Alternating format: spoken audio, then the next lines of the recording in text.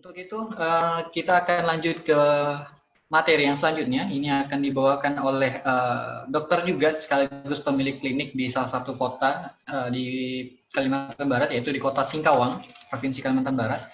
Namun sebelumnya izinkan saya untuk membacakan CV beliau terlebih dahulu. Nama lengkap Dr. Sudarman, tempat tanggal lahir di Singkawang, 6 Maret 1983, alamat kantor di Klinik Nur Medika Singkawang, Kota Singkawang.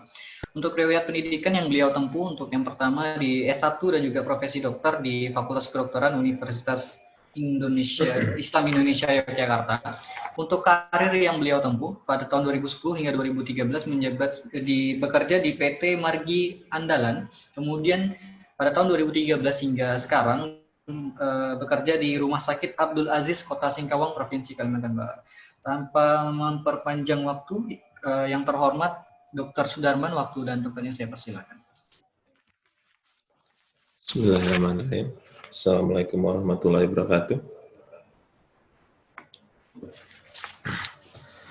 Perkenalkan, saya Dr. Sudarman dari Singkawang, dari Klinik Nur Medika.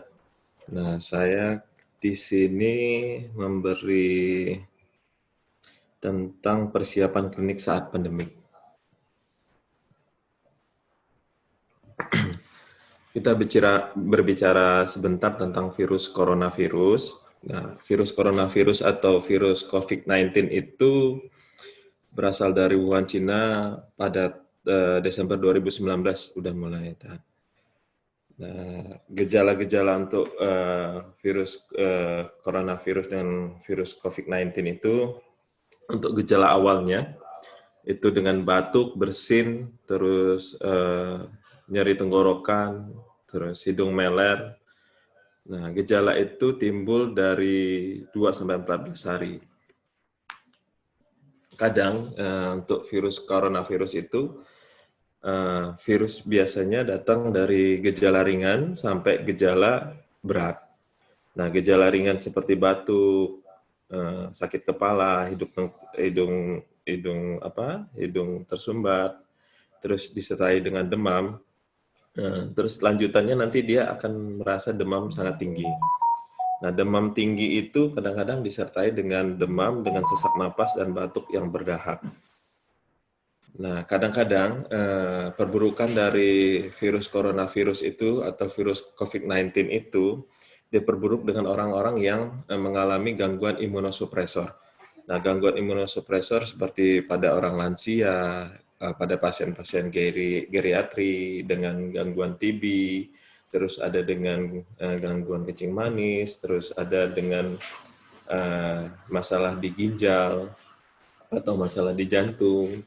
Nah, itu bisa memperburuk dari keadaan si pasien dengan COVID-19. Untuk pemeriksaan untuk COVID-19 itu, untuk yang sementara itu yang sering dilakukan yaitu rapid test. Nah, untuk rapid test kita biasa menggunakan biasa di klinik, biasa di rumah sakit terdekat. Terus kadang-kadang juga kita itu untuk melihat imunosupresor atau komplikasi dari COVID-19, kami juga biasa kalau di rumah sakit melihat fungsi ginjal sama fungsi hati.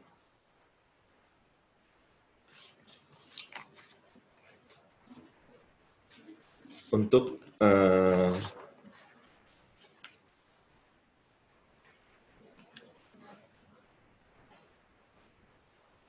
terapi dari COVID-19 itu, terapinya hanya simptomatik saja. Terapi simptomatik, istirahat cukup, atau bed rest total. Nah, kalau untuk yang terapi lanjutan, nanti kita biasanya ngerujuk ke rumah sakit, rujukan untuk pandemi COVID-19. Kalau di Singkawang itu rumah sakitnya itu Rumah Sakit Abdul Aziz atau Rumah Sakit Harapan Bersama. Nah, untuk menghindari berbicara singkat untuk menghindari penyebaran virus COVID-19 di klinik, apalagi di vaskes tingkat pertama, kami menerapkan untuk pasien untuk datang itu harus menggunakan masker. 1, Kedua, sebelum dia datang itu dia harus mencuci tangan dulu dari depan dengan antiseptik. Terus di depan itu nanti ada screening. Di pendaftaran itu nanti ada screening. Tim screening itu nanti akan menanyakan apakah mereka ada riwayat bepergian jauh atau kontak dengan orang yang bepergian jauh. Terus dengan gejala-gejala yang sama seperti gejala infeksi saluran pernapasan apa. Nah, terus kami juga menyarankan untuk pasien untuk mencuci tangan, hindari kontak, membersihkan dan memakai alat. Terus pada tenaga medis kami juga kami sarankan untuk sering-sering untuk mencuci tangan, menggunakan masker, menggunakan APD. Nah,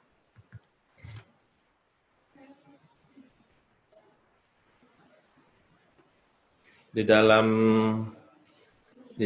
penggunaan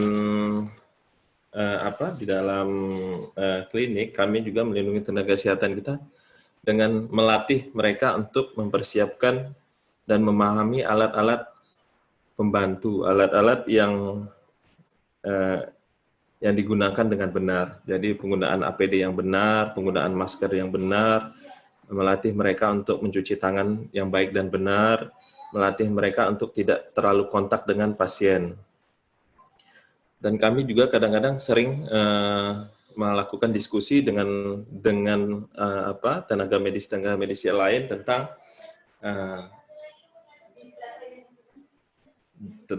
masalah COVID-19, dari masalah gejala, masalah komplikasi, terus masalah deteksi dini, terus kami juga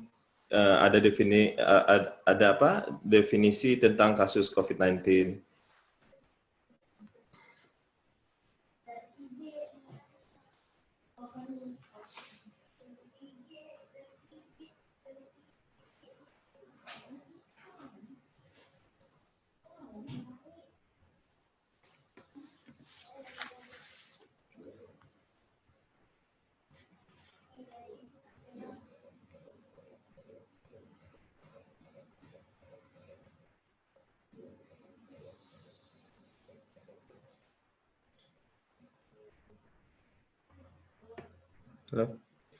Pada klinik kadang-kadang kami melindungi di tempat kerja dari COVID-19, yang itu pertama untuk memasuki ruangan harus menggunakan, kalau tenaga medis harus menggunakan sarung tangan atau jubah panjang. Itu nanti kita lihat dari sisi gejala sama sisi penyakit dari COVID-19. Terus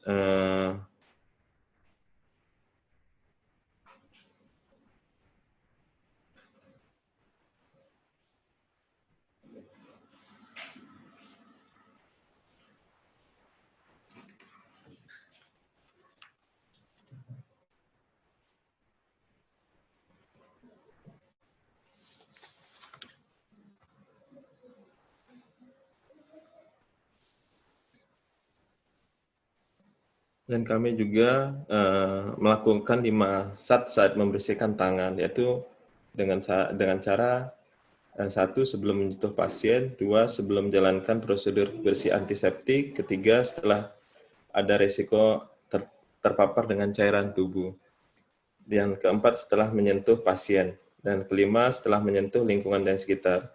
Jadi yang pertama misalnya sebelum menyentuh pasien kami sudah melakukan antiseptik, yaitu dengan memakai masker dan dengan memakai handscoon dan mencuci tangan. Terus sebelum menjalankan prosedur antiseptik, kami juga sudah melakukannya.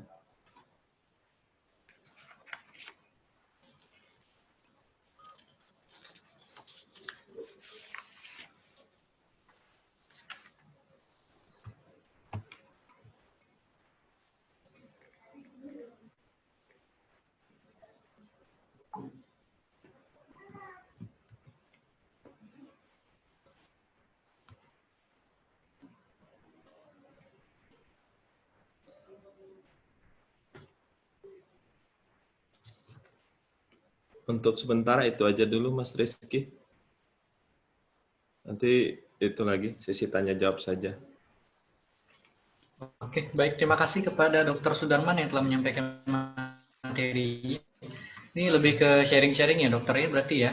Jadi tadi Iya, dokter Sudarman juga udah menyampaikan bahwa secara umum seperti apa sih persiapan-persiapan klinik ataupun bagaimana sih protokol ataupun tahap-tahapan yang telah dilaksanakan atau telah diimplementasikan oleh pihak klinik ataupun fasilitas kesehatan di masa pandemi seperti ini, seperti itu ya.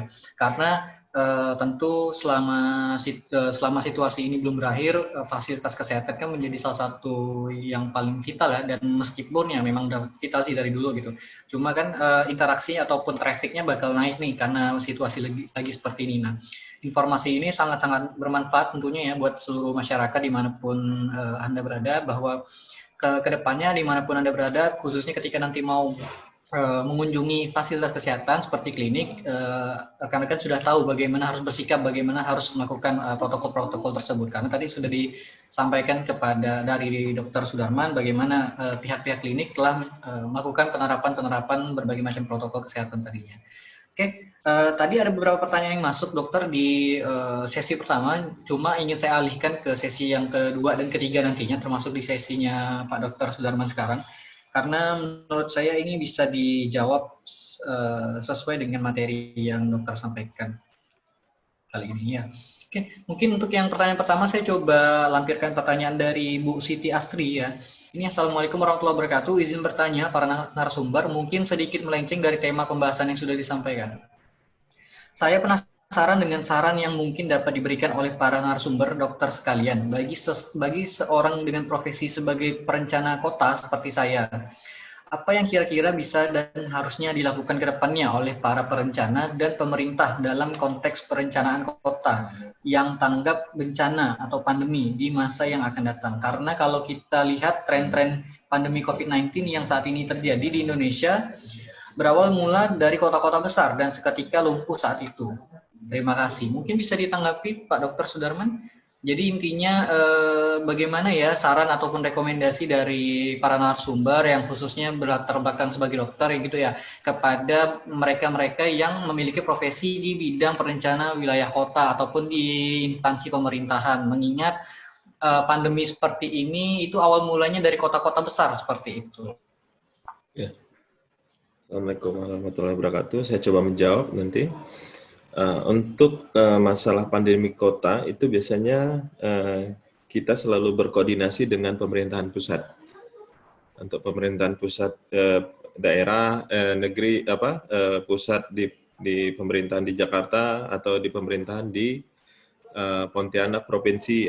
Terus kita berkoordinasi kembali untuk pemerintahan pusat yang di daerah. Nah, nanti koordinasinya itu seperti apa nanti bisa untuk menentukan masalah kota untuk pandemiknya. Karena itu susah untuk diambil kesimpulan untuk satu belah pihak untuk sementara. Terima kasih. Berarti intinya koordinasi ya Pak ya? Yeah. Koordinasi dengan berbagai macam pihak terkait, shareholders untuk bisa menyepakati kesepakatan yang bersama gitu ya. Berarti harapannya ya koordinasi sih, karena ini masalah global, juga tentu berbagai macam instansi terlibat untuk mengambil keputusan di masalah seperti ini. Oke, terima kasih kepada Dr. Sudarman atas tanggapan materi pertanyaan yang pertama. Kemudian ada masuk lagi pertanyaan.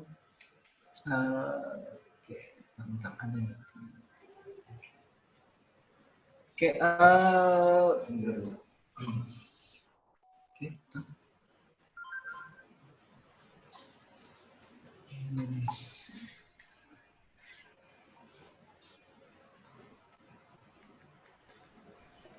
Oke, mungkin ada pertanyaan terkait telemedicine ya. Telemedicine ini mungkin kalau misalnya Dokter Ibnu mau jawab juga boleh, pokoknya saling mengisi lah ya. Silakan. Ini saya bacakan dulu pertanyaannya. Assalamualaikum, seberapa berhasilkah telemedicine sebagai salah satu solusi dalam mengatasi problematika pelayanan di masa COVID? Apakah telemedicine ini untuk daerah-daerah terpencil bisa diperlakukan dengan segala keterbatasan yang ada di daerah tersebut? Untuk fasilitas kesehatan seperti puskesmas cukup tertib dalam penggunaan APD terstandar, tetapi di klinik swasta tidak demikian karena ketersediaannya minim. Mungkin ada solusi dari narasumber terkait. Terima kasih. Wah, Ya. cukup panjang ya pertanyaannya ya. Mungkin bisa ditanggapi Pak Dr. Sudarman ataupun Dr. Ibnu ataupun nanti narasumber yang selanjutnya. Iya, betul ya. Oke, boleh saya nambahkan sedikit ya. Mungkin nanti memang ada tadi sudah chat sedikit dengan Dr. Jaka. Ada beberapa nanti bisa dilengkapi sama narasumber ketiga tentang telemedicine. Ini dari yang saya sampaikan itu mengenai masalah telemedicine sendiri. Seperti yang tadi saya sampaikan bahwa mindset atau istilahnya kondisi masing-masing masyarakat itu yang menentukan. Pertama yang mindset, bahwa setiap orang dengan menggunakan telemedicine takut nanti setelah telemedicine akan diarahkan ke vaskes tertentu sehingga nanti harus menjalani pemeriksaan rapid maupun pemeriksaan swab. Padahal tidak ada bahwa konsep telemedicine itu adalah mengarahkan orang untuk supaya menjadi pasien COVID atau menjadikan orang untuk harus ke vaskes pelayanan COVID. Karena banyak sekali pada saat itu beredar itu silahkan mengisi formulir ini untuk pendataan Anda sebagai masyarakat untuk pelayanan COVID. Nah, itu banyak form-form dari Google atau form-form dari web yang menyebabkan kondisinya adalah masyarakat itu kalau telemedicine apakah sama? Nanti data saya diambil, data saya digunakan dan yang lainnya. Itu yang banyak masyarakat pun kalau untuk Pontianak sendiri masih belum. Tapi beberapa saya sharing dengan beberapa teman-teman yang juga berada di manajemen, baik itu rumah sakit atau klinik yang berada di Pulau Jawa. Nah, mindsetnya orang-orang di sana mereka menganggap ini sebagai solusi. Bahwa saya tidak perlu ketemu dokter, tidak perlu terkontak atau terkontaminasi dari daerah tertentu, yaitu di vaskes tertentu, sehingga saya masih bisa berkomunikasi dengan para dokter. Karena biasanya ini tergantung dari mindset dari setiap masyarakat. Tapi boleh dibilang bahwa telemedicine ini saat ini baik dari yang kami jalani, kami laksanain memang belum maksimal. Tapi alhamdulillah ada beberapa yang menggunakan itu masyarakat itu terbantu. Meskipun solusinya adalah tidak bisa solusinya itu melalui telemedicine. Seharusnya ada pemeriksaan yang harus dilakukan melalui pemeriksaan fisik. Namun dengan kondisi tertentu dan meyakinkan bahwa apabila ada kondisi memang harus dalam pemeriksaan fisik langsung, dan pasien rata-rata juga dapat memahami. Tapi di awal mereka sudah merasa rileks dulu dengan telemedicine ini. Terus kalau di tiap daerah ya tergantung kondisi, kita nggak mesti pakai internet, nggak mesti video call, nggak mesti WA. Cukup kita mencantumkan via phone. Kalau di daerah tertentu kan nggak perlu jaringan internet, dengan internet yang lemah atau internet yang kurang kuat, jadi perlu via phone aja. Karena phone ini hanya cuma jaringan umum yang rata-rata sih kalau di kota seluruh Indonesia atau wilayah seluruh Indonesia itu sudah bisa untuk telepon. Jadi telemedicine bisa dengan solusi kalau di daerah dengan internet yang buruk, kita gunakan via phone. Itu juga salah satu solusi. Meskipun nggak bisa tatap muka melalui video call. Kalau vaskes seperti puskesmas teratur seperti kita ketahui bahwa puskesmas itu sendiri berada di bawah pemerintah. Nggak ada puskesmas swasta ya saat ini ya, tetap yang vaskes swasta lah. Karena di mana manajerial, keuangan dan yang lainnya tetap berada di satu pintu yaitu di dinas. Sedangkan vaskes swasta ini kita sudah ada asosiasinya, asosiasi klinik swasta yang ada di Kalimantan Barat itu. Namun tetap pendanaan dan pengadaannya tetap adalah masing-masing vaskes. Di mana ya kemampuan finansial, kemampuan pendanaan di setiap vaskes itu tidak sama. Sehingga kalau mengharapkan dengan posisi standar, memang butuh dana yang tidak sedikit. Kecuali harga-harga APD itu adalah harga-harga sebelum pandemi. Bisa di para vaskes itu menyiapkan dengan sesuai standar. Namun kondisinya adalah Vaskes itu sendiri finansialnya juga sudah mulai banyak dikeluarkan, dan yang kedua dananya juga tidak hanya untuk itu, sedangkan pemasukannya Vaskes swasta juga harus dipikirkan. Beda dengan puskesmas, mungkin puskesmas makin nggak banyak pasien ya nggak ada masalah. Soalnya Vaskes tersebut banyak, kalau misalnya bekerja sama dengan asuransi tertentu, ya pasti akan ada istilahnya pembiayaan setiap bulan, di mana pasien nggak datang mendapat keuntungan. Tapi kalau di Vaskes tersebut tidak bekerja sama dengan asuransi yang seperti itu, ya mereka berdasarkan jumlah pasien yang datang atau berdasarkan pelayanan yang datang. Sehingga ya kalau pelayanan juga masyarakat tidak ada, ya risikonya dana pun tidak ada, penyediaan standarnya pun mungkin tidak maksimal, terstandar tapi tidak maksimal. Ya makanya dengan kemarin banyak sekali Vaskes itu mengeluarkan flyer yang mengatakan donasi. Nah, itu diharapkan pada saat kondisi ini adalah kepedulian antara satu Vaskes dengan Vaskes yang lain, atau Vaskes dengan masyarakat, maupun sebaliknya Vaskes dan masyarakat. Itu yang bisa saya sampaikan. Terima kasih. Baik, terima kasih kepada Dr. Ibnu yang telah menyampaikan tambahan tanggapan ya terkait pertanyaan tentang telemedicine dari Pak Zakaria tadi sebelumnya. Terima kasih. Dari Pak Dr. Sudarman, ada lagi yang mau disampaikan, Pak? Nggak ada lagi. Oke, cukup ya Pak ya. Mungkin untuk sementara kita cukupkan dulu di sesi yang kedua ini. Nanti saya juga mengajak Dr. Sudarman dan juga Dr. Ibnu, jika nanti ada sesi pertanyaan lagi, bisa saling mengisi satu sama lain ya terkait menanggapi jawaban-jawaban pertanyaan-pertanyaan dari para peserta ya. Baik, terima kasih kepada Dr. Sudarman yang telah menyampaikan materinya dan juga menanggapi pertanyaan-pertanyaan. Terima kasih. Oke, mari kita lanjut ke sesi yang ketiga.